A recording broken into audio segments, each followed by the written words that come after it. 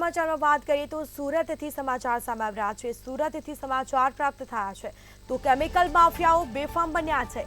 તો સુરતથી સમાચાર સામે આવ્યા, કેમિકલ માફિયા બેફામ બન્યા છે। કામરેજમાં કેમિકલ ચોરી કરવાનું કૌભાંડ ઝડપાયું છે।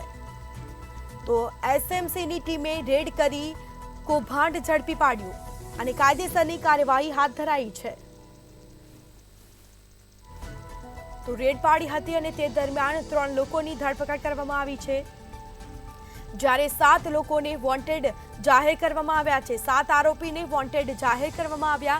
સુરતમાં કેમિકલ માફિયાઓ બેફામ બન્યા છે। તો સુરતથી સમાચાર સામે આવી રહ્યા છે, જેમાં કામરેજમાં કેમિકલ ચોરી કરવાનું કૌભાંડ ઝડપાયું।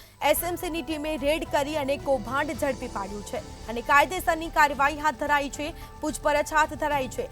રેડ દરમિયાન 3 લોકોની પણ ધરપકડ કરવામાં આવી, જેમાં 7 આરોપીને વોન્ટેડ જાહેર કરવામાં આવ્યા છે। તો આ ઘટના છે સુરતની, જેમાં કેમિકલ માફિયા બેફામ બન્યા, કેમિકલ ચોરી કરવાનું કૌભાંડ ઝડપાયું।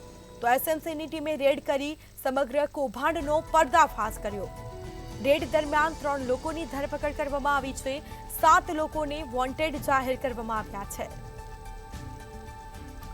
તો 7 લોકોને વોન્ટેડ જાહેર કરવામાં આવ્યા।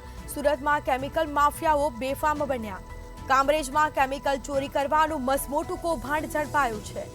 તો કૌભાંડનો પર્દાફાશ કર્યો છે એસએમસીની ટીમે રેડ કરી અને તે દરમિયાન સમગ્ર મુદ્દામાલ પણ કબજે કરવામાં આવ્યો છે અને 7 લોકોને વોન્ટેડ જાહેર કરવામાં આવ્યા। 7 આરોપીને વોન્ટેડ જાહેર કરવામાં આવ્યા, જ્યારે 3 લોકોની ધરપકડ કરવામાં આવી છે।